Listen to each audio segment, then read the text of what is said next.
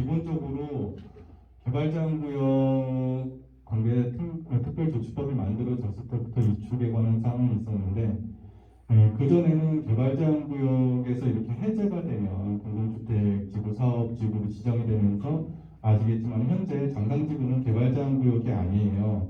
해제가 됐기 때문에 이런 지역의 과거에는 2019년 8월 20일 이전에는 이축권이 없었어요. 아예.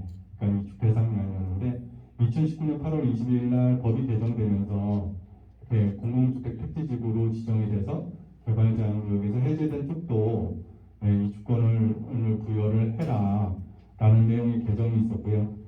거기서 이제 주민의 생활 편의시설을 위주로 해가지고 이축권이 형성이 되는 사항이고 거기에는 주택하고 근린생활시설에 관한 이축이 이제 이루어지게 됩니다.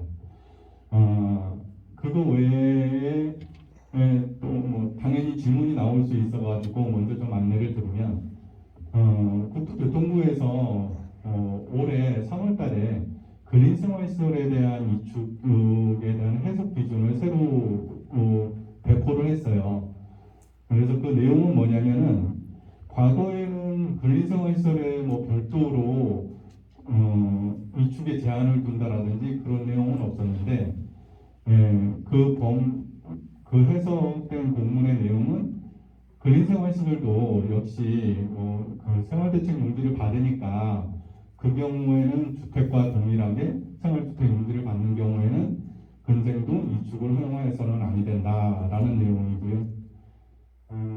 이 부분에 대해서 지금 사전에 국토부에 좀 몇 번 갔다 왔습니다. 그러니까 안산시가 이렇게 장상지구가 있고 이 부분에 대해서 이축권이 많이 나오는데 나올 걸로 생각이 되는데 이 부분에 대한 게 좀 불명확한 부분들이 많아가지고 사전에 협의를 하는 와중에 알게 된 것들은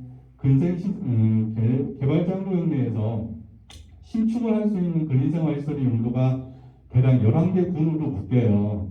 그 중에서는 일합시설 당연히 안 되고 제조업소도 역시 신축 대상은 아니고 이렇고 이 11개 시군 외 11개 군으로 되어져 있는 세부 용도 외에는 이축이 안 된다라는 국토부 상관의 답변이 있어서 합리적으로 봤을 때 이 부분은 좀 이해가 안 된다. 그러니까 법리 체계라는 게 있는데 용도 변경은 또 되거든요. 개발자구역에서 지금 다시 한번 말씀을 드리면 한 예로 제가 개발자구역에서 사무소로 해서 근린생활시설을 신축을 했는데 이게 제조업소로 용도 변경이 돼요. 법적으로. 그런 상황인데 이게 이제 공공주택 특지지구로 묶이면서 개발자구역에서 해제되고 이축권이 형성이 되는데 제조업소는 이축권이 또 없다라는 논리거든요. 국토부 해석 사례로는. 그래서 그 부분에 대해서는 지금 구두상으로만 왔다 갔다 하고 그랬기 때문에 현재 공문화하기 위해서 관원질의가 올라가 있는 상황이고요. 이 관원질의 내용이 내려오면 그 사항을 또 저희가 더 검토를 해볼 거고 법리상으로 문제가 있다라면 최종적으로 법제처 질의회신까지 갈 예정입니다. 이상으로서 기본적으로 이축에 대한 내용 설명은 마무리 짓고요. 전반적인 상당 시간은 제가 보기에는 여러분들이 질의를 하시고 제가 어느 정도 아는 범위 내에서 답변을 드리고 그리고 케이스가 상당히 많은 케이스가 있습니다. 제가 이거 민원 업무를 해보니까 그래서 예외적인 여러 가지 케이스에 대해서는 지금 현재 즉답을 드리기는 어려워요. 그런 부분들은 메모를 하든지 해서 추후에 더 검토를 해서 따로 연락을 드리든지 그 방향으로 잡도록 하겠고요. 질의가 있으신 분 있으시면 질의를 해주시면 답변을 드리겠습니다. 먼저 그 제조업이 안 된다고 하는데요. 그게 아까 말씀드린 것처럼 2019년 8월 이전과 이후가 좀 다르지 않습니까? 그 19년 8월 이후에 법이 바뀌어서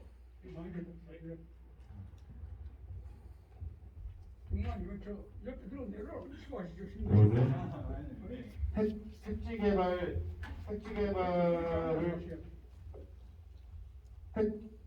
택지 개발을 포함이 안 됐다가 2019년 8월 달에 지금 포함이 돼가지고 그렇다면 지금 현재 다른 택지 개발이 아닌 지역에서도 예.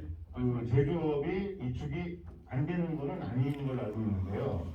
지금 이번에 그러면 이번에 바뀌면서 다른 택지 개발이 아닌 지역에서도 제조업이 이축이 안 되는 걸로 지금 되는 건가요? 예, 이축 자체가 그러니까는 공동주택 택지개발지구 지정에서 뭐 해제됐냐 해제 안 됐냐 여부를 떠나서 제조업소 자체는 이축이 안 되는 걸로 국토부는 이야기하고 있습니다. 지금까지는 그렇게 하지 않은 걸로 알고 있거든요. 지금 그러니까 이게 과거의 예가 이렇기 때문에 앞으로도 이렇게 해달라는 거는 좀 그게 어려워요. 왜냐하면 법리 해석이 계속 달라질 수 있기 때문에. 그래서 그 부분에 대해 가지고 저도 그래서 문서화하기 위해 가지고 관원 질의가 올라가 있는 상황이고요. 그리고 또 한 가지는요. 네. 그 건물에 보면 주택과 제조, 뭐 수의점 이렇게 한꺼번에 병행 한꺼번에 그 여러 가지 용도가 있는 경우도 있지 않습니까? 예. 그런 경우에 그럼 제조를 많이 안 된다면 이거는 어떻게 이축을 해야 되는 거? 제조 일부에도 있으면 안 되는 건지 아니면 뭐 전부 다 제조업인 경우가 안 되는 건지 실제로 또 사용해야지만 되는 거죠. 어떤 그런 기준이 아직 없는 건가요? 지금 모든 용도는 공부상 그러니까 건축물 대장이죠. 건축물 대장의 세부 용도 기준을 따라서 가는 사항이고요. 지금 말씀하신 내용이 만약에 수리점하고 제조업소가 같이 있다. 근데 이 부분은 제가 보기에는 국토교통부라든지 이런 쪽에 다시 한번 확인을 거쳐서 진행해야 될 것 같아요. 뭐 이 케이스도 있겠지만은 뭐 주택하고 근생이 같이 있는 케이스도 있고, 뭐 주택하고 근생이 같이 있는데 주택하고 근생 중 제조업소가 같이 있는 케이스도 있고 여러 케이스가 있는 상황이라서 세부적인 사항들까지는 지금 다 검토해서 말씀드리기 불가능한 상황이고요. 이 세부적인 케이스 같은 경우에는 저희도 더 검토를 해서 진행을 해야 될 사항으로 보입니다. 그러면 그 제조업소를 이축을 안 해준다면요. 이 제조업소 가지신 분들은 물론 LH하고 좀 관련된 일이긴 하지만 LH에서 그 공장 이주 대책에 의해서 자동유기를 만약에 준다고 하면 그거에 대해서 솔직히 굉장히 좋은 방법이긴 하지만 실제로 받을 수 있는 자격 대상이라는 사람이 별로 없는 걸로 알고 있습니다. 그랬을 때 그러면 이 제조업소가 갑자기 이축을 못한다면 이분들이 그 자동유기도 받지도 못하고 또 이축도 못하고 그렇다고 해서 주변에 공장이 굉장히 비쌉니다. 그래서 더 이상 매입을 할 수 있는 상황이 안 되는 분들이 굉장히 많은 걸로 알고 있습니다. 그런 분들에 대한 어떤 대책이 있는 건가요? 일단 LH의 어떤 토지 보상 절차라든지 그 부분은 제가 뭐라고 답변드릴 수는 없는 상황이고요. 지금 행정청 이게 그러니까 개발제한구역 지정 및 관리에 관한 특별조치법이라는 것 자체가 국토부에서 규정을 보통 안을 만들고 국회 승인을 받아서 이제 법이 제정이 되는 상황이고 해석에 대한 권한이 국토부한테 있는 상황이라 가지고 아까 말씀드렸다시피 현재 국토부는 그게 안 된다라고 이야기하는 상황인데 합리적으로 생각을 해봤을 때, 그러니까 저 같은 경우에는 이제 여기 개발자를 하기 전에 건축물 인허가 업무를 했었고 건축법적인 뭐 일반적인 해석으로 봤을 때는 뭐 이해하기가 상당히 좀 어려운 부분이 있어요. 저도 국토부에서의 논리는 뭐그 논리인데 아까 제가 서두에 설명드렸다시피 용도 변경은 되는데 이축에서 신축이 안 된다. 근데 그거를 합리적으로 좀 이해하기에는 저도 좀 어려운 상황이라서 그거는 국토부의 회신이 오면 저희도 다시 한번 법리 절차를 한 번 더 확인하겠다는 말씀을 드리겠네요. 예. 아니 지금 현재 용도를 제주에서 뭐 수리점이라든지 판매점이라든지 이런 쪽으로 좀 바꿔주실 수는 없는 건가요? 지금 제가 알고 있기로는 저도 그 부분을 생각을 해봤는데 그 부분이 어려운 게 지금 행위 제한이 다 묶여져 있지 않습니까? 그래가지고 그 부분이 안 되는 상황으로 지금 파악을 하고 있는데 그 부분은 공동주택특별조치법이라든지 이런 쪽에서 행정 묶어놓은 거라서 제가 아는 선상으로는 어려운 걸로 알고 있습니다. 그 LH에서 동의하면 용도 변경이 되지 않는 건가요? 지금 이게 그러니까 이게 이제 여러분들이 좀 포괄적으로 좀 물어보셔가지고 무슨 말씀을 드리는 거냐면은 그 부분이 이제 공동주택특별법에 따라 가지고 가는 사항이라서 제가 뭐라고 말씀을 드리기는 어려운데 그 내용은 저도 어디서 본 것 같긴 같아요. 근데 제가 확 드려서 말씀을 드리기는 어렵네요. 제가 관장하는 법령이 아니라서. 네. 제가 어제 회의장 고시할 때도 보면 그 LH 협의 후에 문화가 결정하는 거로 고시가 된 걸로 알고 있거든요. 그래서 예. 지금이라도 용도 변경 접수를 하고 예. LH 협의 보내서 LH에서 오케이를 하면 허가를 해줄 수 있는 건지 이게 가능하다고 보는데 확인 좀 한번 부탁을 드리겠습니다. 예, 말씀하신 내용, 저 LH하고 협의를 한번 해보고, 말씀을 드리겠고요. 관련해서 혹시 오늘 질의하시는 분들은 이따가 끝나면 저한테 연락처 좀 적어주고 가세요. 오늘은 적어 놓을 테니까, 제가 어느 분한테 어떻게 연락을 해야 되는지 모르니까, 예.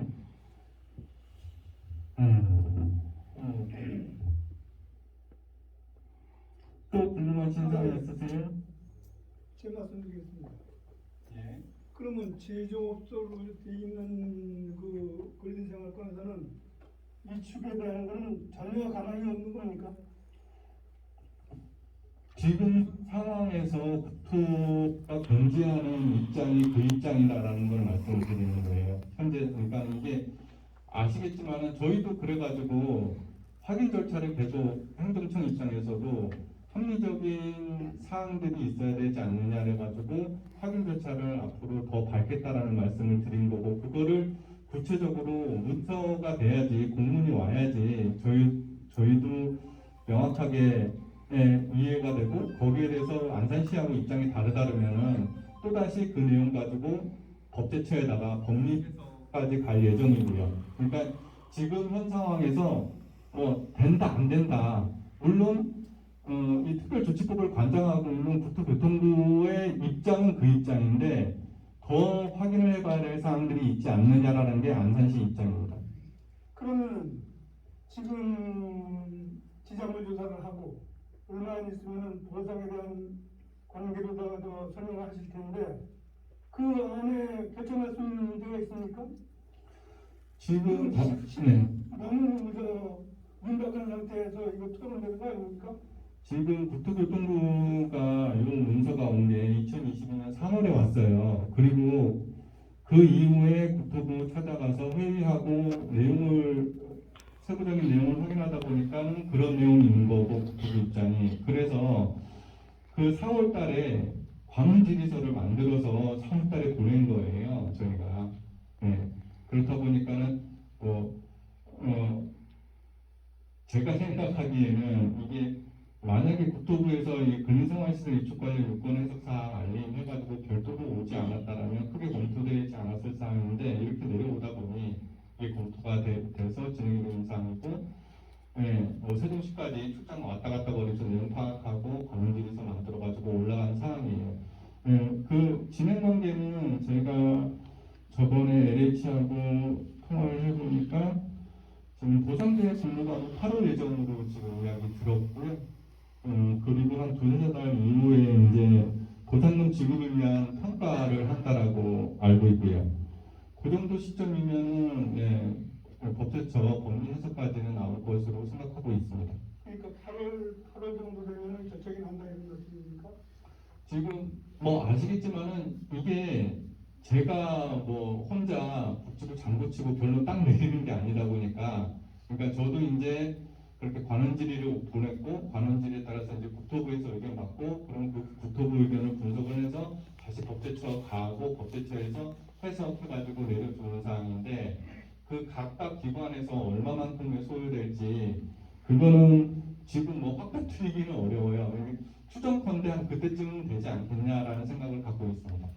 8월 달쯤에는 되지 않겠나라는 생각을 갖고 그러면 있습니다. 만약에 예. 이 제조업소에서 그 이주권에 해당이 안 된다고 결정이 난다면은 네. 지금 근린생활 그 시설을 가지고 있는 사람들은 사실상 그 혜택을 하나도 받는 게 없어요. 일종의 그저 무슨 생활권 그저 8평인가 6평인가 그거밖에 그 보조되는 게 없는데 너무 억울하지 않습니까? 건물은 정식으로 허가를 내가지고 거기서 모든 사업을 했는데 지금 와서 제조라고 해서 안 되고 무슨 음식점은 되고 무슨 미용실은 되고 이런 식으로 구분해서 나가는다면 이거는 너무나 불합리한 사실이라 이렇게 생각이 듭니다. 지금 말씀하신 내용에 대해서는 충분히 공감하는 부분이고요. 그러니까 당사자 입장에서 제가 만약에 장상지구에 근린생활시설을 갖고 있고 제조업소를 갖고 있어요. 근데 법적으로 보면은 그 전에 저는 사무실을 해가지고 뭐 부동산 중개업 하시는 분한테 임대를 주고 하고 있었는데 그 사람 나가고 사무실 쓸 일이 없네. 근데 또 제조업 하시는 분들이 와가지고 제조업으로 사무실 쓰고 싶다. 그러면 그래 그럼 용도 변경해야 되겠네. 알아보니까 제조업소 되네. 그래서 제조업소 용도 변경하고 있다가 어느 순간 공공주택지구 지정이 되면서 그러면은 옆에 근린생활시설도 보니까 이축되면 나도 이축해야 되겠다. 근데 제조업소라서 안 된대요. 지금 이런 상황이거든요. 그러니까 저도 이 부분에 대해서는 좀 납득이 안 되는 상황이다 보니 입장 바꿔놓고 생각을 해봐도 그래서 저희 안산시에서는 나머지 절차들을 좀 더 확인 절차를 다 밟아간다라는 거예요. 그러니까는 일반적으로 행정청이 업무를 처리할 때 어느 정도 선에서 마무리 짓느냐면은 중앙부처 질의회신해가지고 관원질이 나오면 더 이상 질의회신이 오면 더 이상 진행을 안 시켜요. 의미가 없기 때문에. 근데 이 부분은 제가 보기에도 상식적으로 좀 더 확인을 하고 가야 된다 그래가지고 최종적으로 법제처 질의회신까지는 받아야 된다라는 게 지금 담당자 제 입장이고요. 네. 그 부분은 제가 거기까지밖에는 말씀을 못 드리겠어요. 충분히 입장은 이해가 가요, 저도. 네. 기대할 수도 없는 사실이네요. 어떤 거요? 그것이 이 주권에 해당시키려면은 우리가 지금 말씀하시는 그 날짜나 이런 걸 보면은 우리가 그거를 기대하지 못하겠다 이런 얘기예요. 지금 여기서 아까 말씀드렸던 게 좀 더 디테일하게 좀 말씀을 드리면 그냥 이 부분은 LH 쪽하고 해서 혹시 LH 담당자분들 오셨으면 제가 말하는 것 중에 틀린 부분이 있으면 나중에 수정을 해주세요. 지금 보상계획 공고가 8월 예정이고 그 이후에 두세 달 이후에 이제 보상금을 지급을 위한 평가가 이루어져요. 그러니까 이 평가가 이루어지는 시점까지 영업권을 계속 갖고 있으면은 이제 생활대책용지를 신청할 수 있는 자격이 생기기 때문에 만약에 이축을 생각을 하고 계시다면 이 보상금 지급을 위한 평가가 이루어지는 시점 대략 한 10월에서 11월 이전에는 영업권에 대한 부분을 정리를 해야지 아마 LH에서 평가를 하면서 그 생활대책용지 대상이 아니다라고 판단이 될 거고 그러면은 생활대책용지를 받지 아니했기 때문에 이주권이 형성이 되는 상황이 발생이 되는 거죠. 그러니까 시점이 되려면 10월에서 11월 정도 추정을 하고 있어요. 제가 LH에서 들은 바로는. 그러니까 그 전까지만 결론이 나면은 되는 사항인데, 일단 그럼에도 불구하고 이게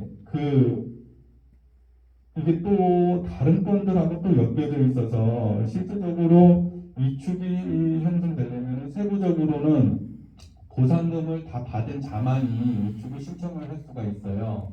LH로부터. 그러니까는 생활대책용지를 받는 게 아니고 받지 않고 건물에 대한 근린생활시설의 주택에 대한 보상금을 다 받은 자만이 이주권이 형성이 되는 상황이거든요. 그리고 그 이주권이 형성이 되더라도 그 건물이 해체 신고 또는 해체 허가 전에 개발제한구역 쪽에 국토교통부령이 정하는 조건에 맞는 땅이 있는 경우에 이축이 돼요. 뭐 가장 큰 게 이제 도로 신설이 안 되는 사항이기 때문에 이 부분은 일반인분들이 판단하기는 상당히 어려운 부분이고 일단 그러니까 스케줄 상으로는 그런 스케줄로 흘러가고 아까 말씀드렸다시피 제가 예상하건데 8월에서 한 9월 정도쯤에는 뭐 다 정리되지 않을까, 그러니까 법제처 활성화까지 다 정리되지 않을까 이런 생각을 갖고 있습니다. 저기 생활대책 용지 대상자인 경우에는 그 건설 이주권을 안 준다고 하셨는데 그 부분을 좀 명확히 해주셔야 될 것 같습니다.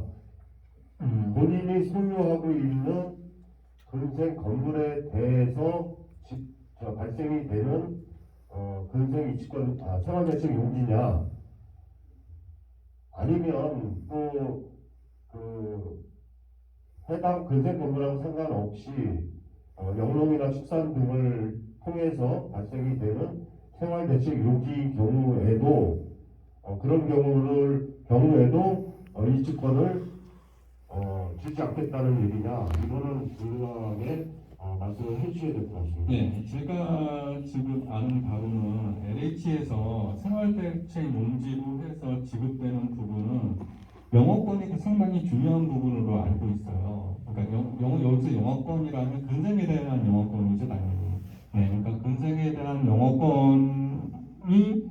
영어권이 인정되는 시점이 아까 말씀드렸던 보상금 지급에 대한 평가가 이루어지는 시점이니까 거기에 대한 보상입니다. 그러니까는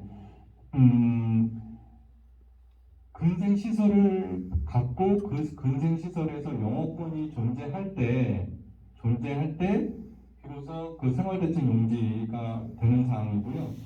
아까 위원장님이 말씀하셨던 그 외적인 사항은 제가 구체적으로 LH에서 어떻게 토지 보상을 하는지는 모르겠는데 이축 관련해서는 그게 한정이 되는 사항입니다. 예. 또 궁금하신 사항 있으세요?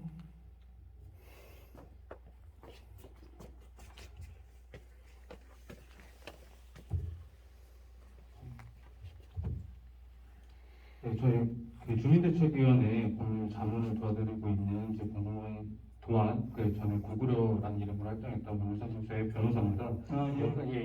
몇 가지 여쭙고 싶은 게 지금 사실 저희 법인 같은 경우에도 국토부에 3월인가요 내려왔던 해석 지침의 내용까지는 정확히 파악을 못하고 있는데 그것이 혹시 공개될 수 있는 자료인지.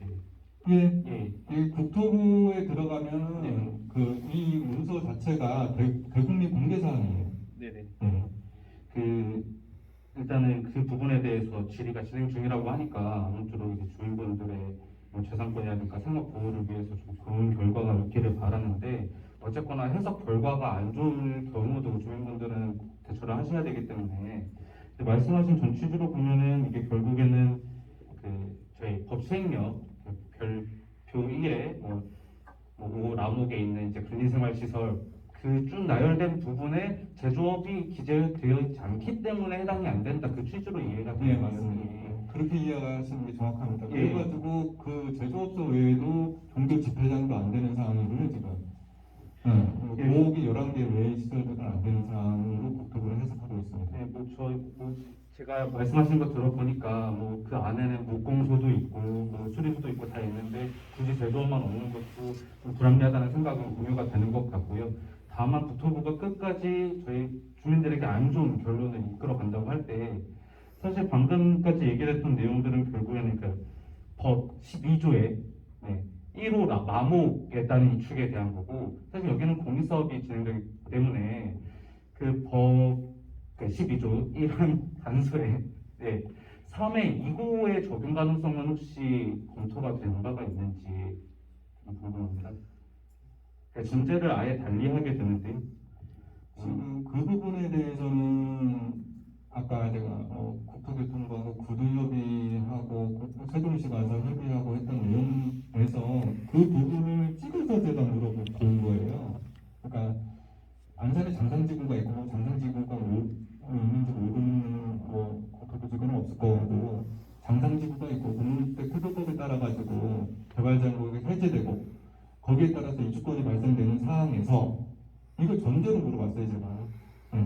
그래서 제조업소라든지 이런 것들 저런 것들 물어보다가 제조업소가 안 된다고 이렇게 말하는 사항이었고 그러니까는 단서 조항을 물을 필요도 없었던 상황이어서 전제를 깔고 이야기했기 때문에 그러니까 이주권이 발생할 수 있는 게 1호 마목에서 이제 별표 1을 따라가는 그 내용들이 있고 별표 1을 따라가지 않는 법 12조 1항의 단서에 쭉 있는 이주권이 발생하는 것 중에 3의 2호가 있어서 그 토지보상법의 시행에 따라서 철거되는 건축물들 중에 취락지구로의 이축이 불가능한 뭐 주택이라든가 뭐 공장 종교시설 등 그런 것들에 대한 이주권도 따로 규정을 하고 있는데 혹시 이번에 국토부의 질의도 진행 중이시라고 하니까 그 부분도 같이 국토부에서 검토가 되고 있을지 궁금해서요.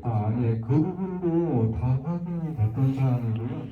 그러니까는 이게 그 아까 그 암흑의 3의 2에 있는 내용이 뭐냐면은 공장하고 종교 시설이에요, 그죠? 거기에 대한 맞습니다.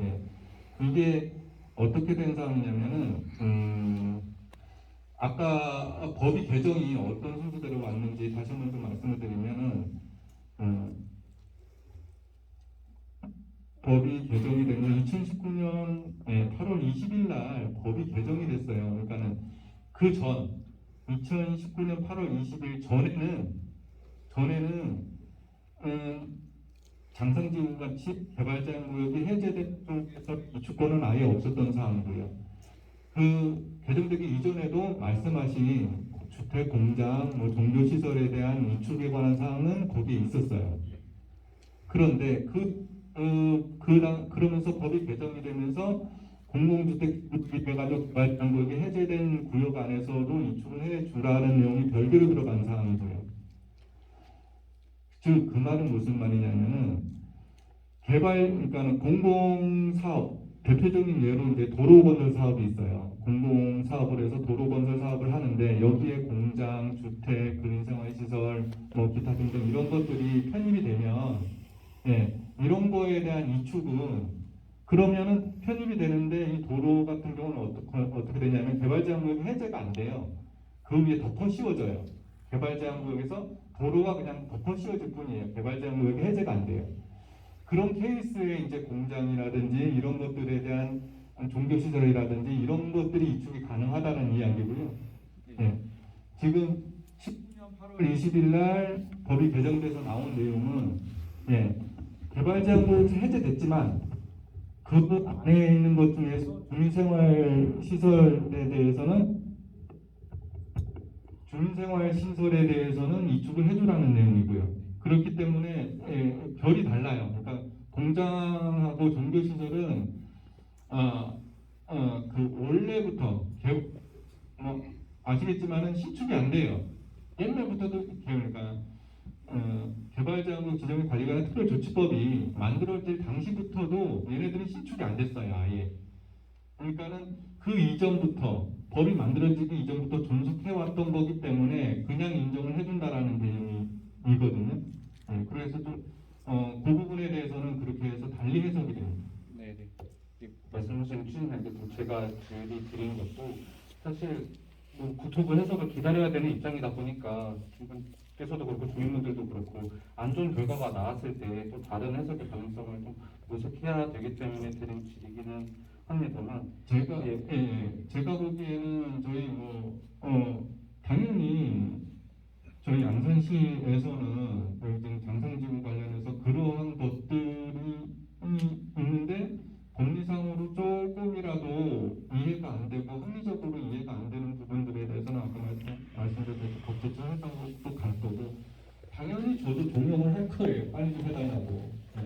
근데 더불어서 도움 좀 요청드리고 싶은 거는 여기 위원장님 위주로 해서 주도로 해서 어떤 질의서를 만들어서 그 법제처 법리 해석은 저희만 받을 수 있는 건 아니에요. 일반 시민분들도 국토부에 질의했는데 국토부하고 내 의견하고 달라요. 법리적으로 해석을 하는 게 그런 법제처 질의를 하실 수 있거든요. 효력은 똑같아요. 효력은 똑같으니까 저희도 이렇게 움직이겠지만은 위원장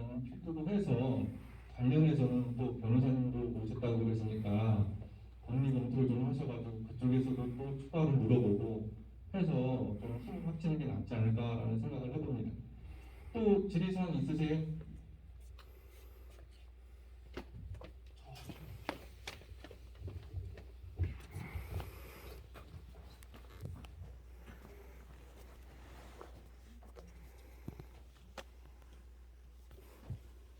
네, 같은 질문이긴 한데 그 건축물 대장 용도에 제조업하고 그 수리점하고 같이 나와 있거든요. 실제로 사용한 용도는 그 수리점으로만 쭉 써놨는데 이런 경우도 위축이 되는 건지. 공통점 아까 말씀을 드렸는데, 그러니까 이게 지금 용도가 중복해서 막 있는 케이스가, 그러니까 전제 조건은 행정청은 실제, 그러니까 행정청이라고 이야기하면 안 되겠네요. 여러 부서가 있다 보니까. 저희 대특법 쪽에서는 공부를 다 기준으로 해요. 공부를 기준으로 하기 때문에 공부상에 만약에 수리업, 제조업 같이 있다. 근데 이 케이스에서 그러면 제조업은 위축이 안 된다면 수리업만 위축이 가능한 거냐? 이런 부분들은 다시 한번 좀 더 봐야 되는 사항이에요. 여기 뭐 딱히 딱 부러지고 뭐 된다 안 된다 나와 처음부터 제조업을 하지 않았는데도 그게 인허가 업무 자체, 건축 인허가 업무는 모든 게 용도 변경, 뭐 대수선, 증축, 개축 이런 것들은 모두 다 공부가 기준이에요. 그래서 건축물 대장에 있는 세부 용도들 기준이라고요. 그러니까는 거기서 그 용도들을 기준으로 가지고 용도 변경이라든지 뭐 어쩌고 저쩌고 증축을 하더라도 이 용도에서 증축 뭐 이렇게 가는 사항이다 보니까 기준이 다 공부사항 기준입니다. 네. 실사용 용도 기준이 아니고요. 또 궁금하신 사항 있으세요? 이쪽 허용분이 11가지라고 했는데요. 예. 그게 어디 나오는 거죠? 제가 아까 그 법령이 기니까 그냥 개발제한구역법이라고 할게요. 네. 그 개발제한구역법 시행령 별표 1에 나옵니다. 이게 11가지 그 분이 거기에 적시돼 있나요? 예, 적시되어져 있습니다. 예. 몇 분이 뭐시고요? 엄청 많아서 그게 뭐 5호가 주민생활시설이고 5호에 아마 감옥일 거예요. 감옥. 네, 감옥이 주택이고 감옥이. 그 법에 보면 어차피 그린벨트에서도 제조업은 사실상 돼 있는데 왜 제조업을 제외시키는지 이해를 할 수가 없어서 지금 제가 지금 찾아보겠습니다. 예, 그 부분에 대해서는 제가 서두에도 설명드리면서 계속 좀 설명을 드리고 있다시피 저도 개인적으로는 좀 납득이 어려운 상황이라서.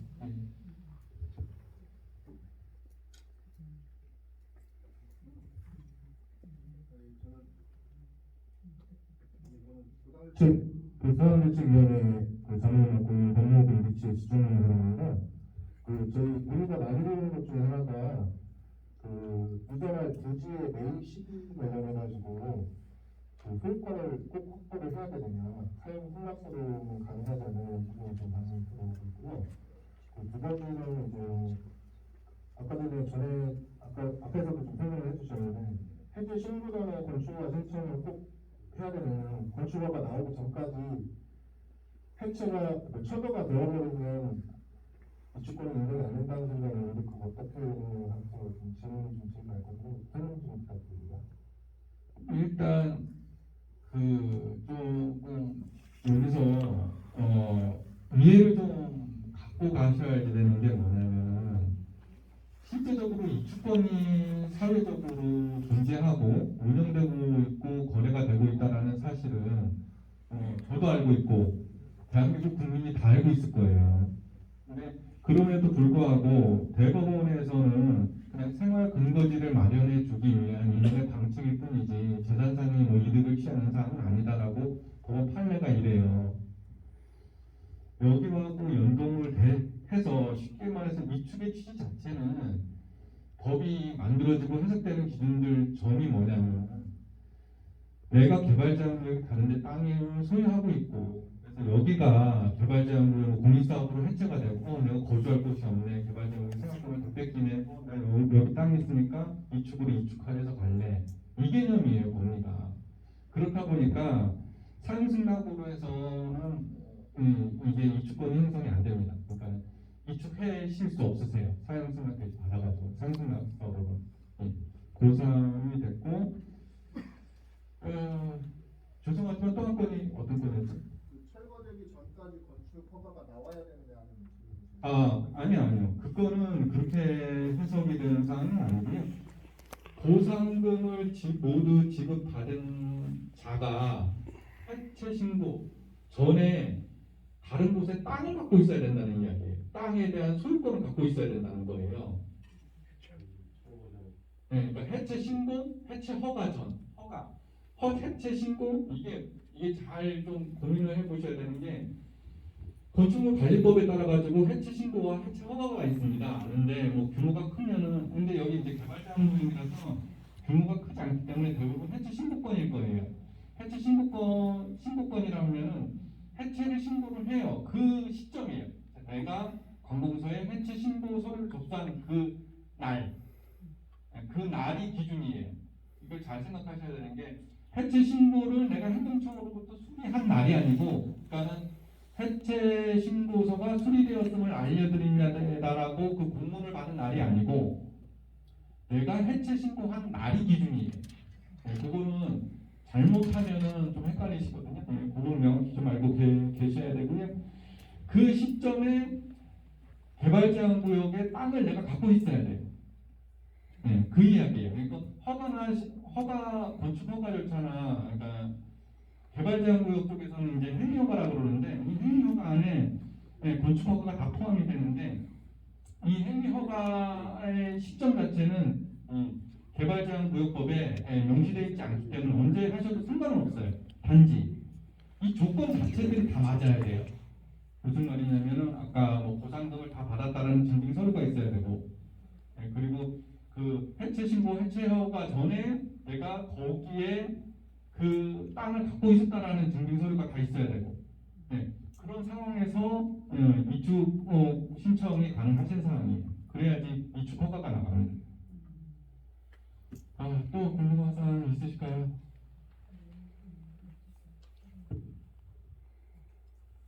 대결점이 없으니까 답답하네요. 그래가지고 아까 뭐 이게 보다 보면 어쩔 수 없이 그런 상황이 발생이 되는데 이게 그래서 잘 생각들을 좀 하셔야지 돼요. 그래가지고 면밀한 주의가 필요합니다. 솔직히 이 주권 같은 경우에는 제가 보기에도 뭐 일반인들이 그냥 뭐 이렇게 저렇게 해가지고 뭐 팔고 사고 할 성질은 아닌 것 같아요. 현재 현재의 부동산 시장의 이주권이라는 게 있다 보니 말씀을 드리지만 이게 쉽게 뭐 살 수 있는 자격 해가지고 다 지을 수 있는 것도 아닌 것 같고 상당히 좀 복잡 난해한 건입니다. 이법 말고도 다른 여러 건들이 있어요. 한 예로 위축을 해가서 거기서 뭐 용도 변경도 됩니다. 또 용도 변경도 되는데 뭐 그 전에 자격이 있었니 없었는지도 막 따져봐야 되고 일반적인 건축허가는 그렇게까지 안 따지는데 개발제한구역 법령상에서는 뭐 그 사람이 또 용도 변경할 때 자격이 있느냐 없느냐, 개발제한구역에서 몇년 살았냐 안 살았냐, 농업 경영체가 있냐 없느냐, 하여튼 별 거를 다 따져요. 그렇기 때문에 요 이축은 지금 오히려 뭐 이축권이 형성이 되느냐 안 되느냐 이거는 제가 인허가 업무를 해보니까 이축권 생성 여부에 대한 난이도는 한 15에서 20? 근데 실제적으로 이축에 따른 행위를 하잖아요. 건축허가. 여기에는 난이도가 100이에요. 여러분들한테는 이축권 자체가 생성이 안 되느냐가 중요하겠지만 그래가지고 실제적으로 건축 행위 해가지고 행위허가를 받는 절차는 난이도가 100이에요. 제가 보기에는 이축권 생성 여부에 대한 난이도보다는. 그러니까는 이 부분은 아까 제조업소라든지 아마 케이스에서는 아마 종교시설도 있을 거예요. 그러니까 종교시설이 아니고 종교집회장이죠. 저희 집회장으로는 종교 집회장도 아마 없지 않아 있을 거예요. 아마 오게 되면은. 그런 건도 역시 제조업소처럼 이축이 일단 불가하다는 게 국토부 의견이고, 그 부분에 대해서 다시 한번 말씀드리지만은 저희 시에서도 법을 관장하는 법제처에다가 법리 해석을 명확히 받아볼 생각입니다. 또 궁금하신 사항 있으세요? 네. 이게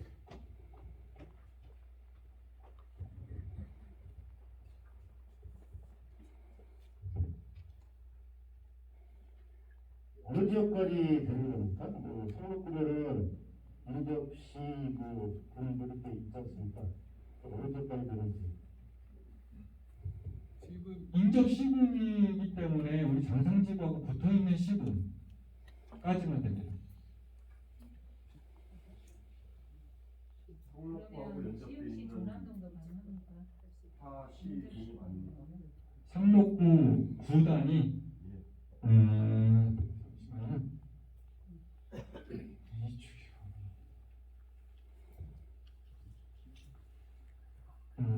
그 부분은 제가 러프하게 알고 있는 부분이 있지만 정확하게 판단이 필요한 부분이기 때문에 그거는 별도로 제가 위원장님한테 연락을 드릴게요.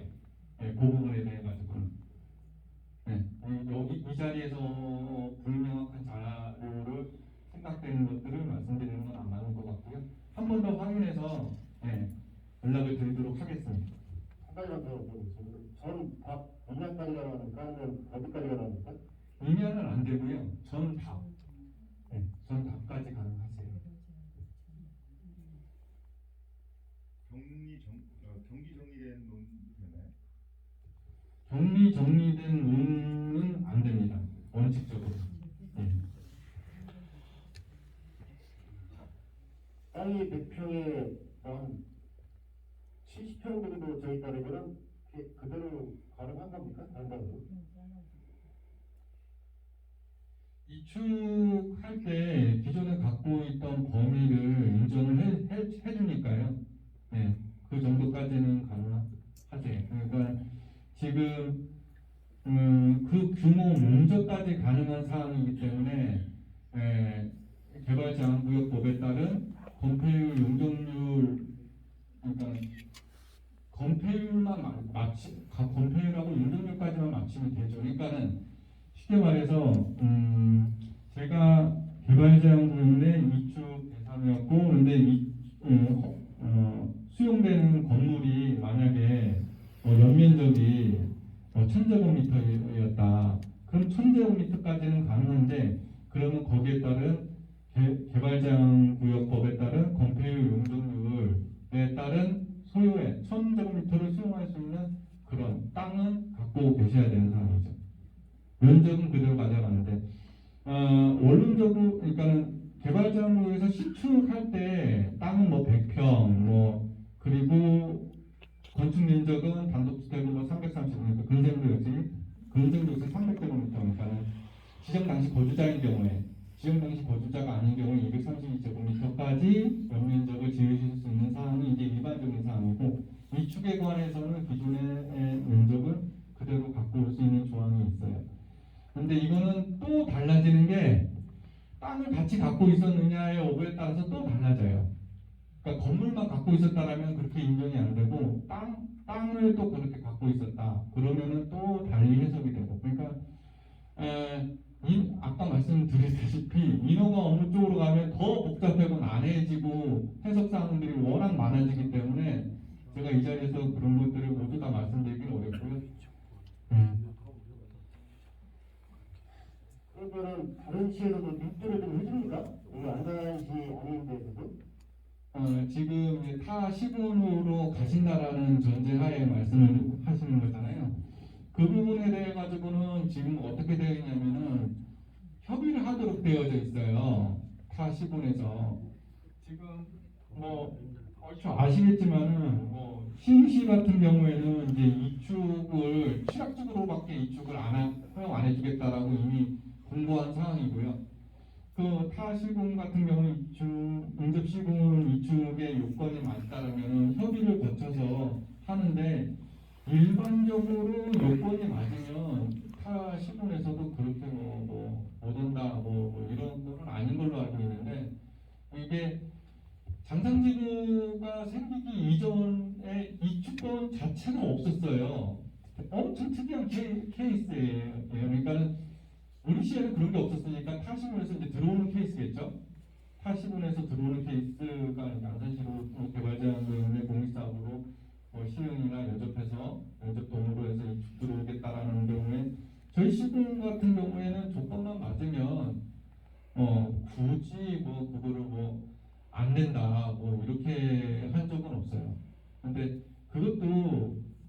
저도 좀 뭐라고 말씀드리기 어려운 게 해당 시군의 어떤 방침이라든지 거기에 따라서 좌우되는 건들이기 때문에 또뭐그 방침이라는 게 시정 운영의 방향 뭐 여기에 따라서 또 좌우되는 거고 그렇다 보니까는 뭐라고 확답드리기는 어렵습니다.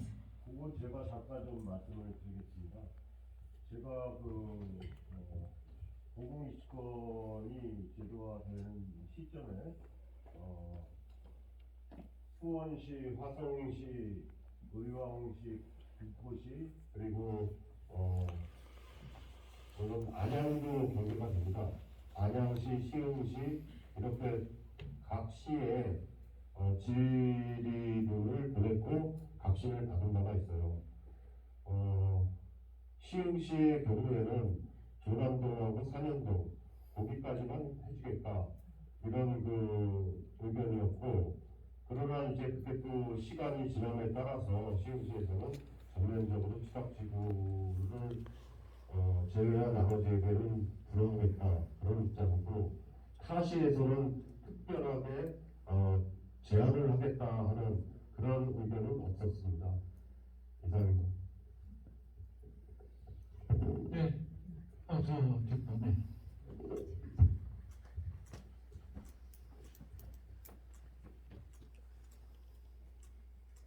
지금 얘기하는 게 저희는 참 모르는 말도 많고요. 그리고 여기 영업을 하거나 사업하는 사람들은 생활대책 용기를 8병인지 6병인지 두라는 얘기 들었거든요. 그거는 맞나요? 그 부분은 제가 뭐라고 답변드릴 수 있는 사안은 아니고요. 네, 그 부분은 여기 LH에서 그 사항은 별도 명기해가지고 그 부분은 이제 향후 이제 보상과 관련된 내용이기 때문에 이 질의응답이 끝나고 LH 통해가지고 답변해드리도록 하겠습니다. 그러면 이렇게 어렵다는 위축을 하게 되면 이 관계는 어떻게 그것도 불사분된 거예요? 이렇게 어렵다는 위축을 만약에 했어요. 하게 됐다고 해당이 된다 그러면 생활대책 용지하고는 그건 LH하고 얘기하는 거예요? 아니요. 그러니까는 국토부 공문 자체가 생활대책 용지를 받으면 이주권이 없다라는 말이에요.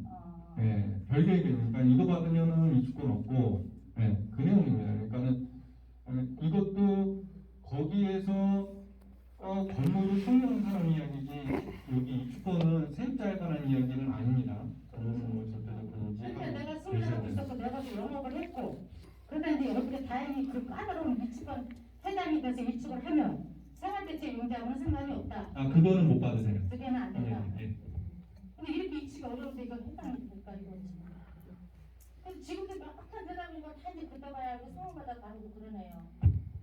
지금 제조업소에 관해서만 좀 이슈가 있는 상황이고요. 네, 나머지 근쟁이라든지 이런 부분에 대해서는 아까 11개의 부문에 들어간다라면 이축권에 관해서는 이제 문제가 없는 건데 아까 말씀드렸다시피 실제적으로 그쪽에 뭐 처벌되기 전에 땅이 있어야 되고 어쩌고 저쩌고 그 전에 행정 절차 어쩌고 저쩌고 이거는 여러분들이 어떻게 해서 할 수 있는 상황은 아니고 전문가의 조언을 받으시라는 말씀을 드리는 거예요. 또 질의 있으세요?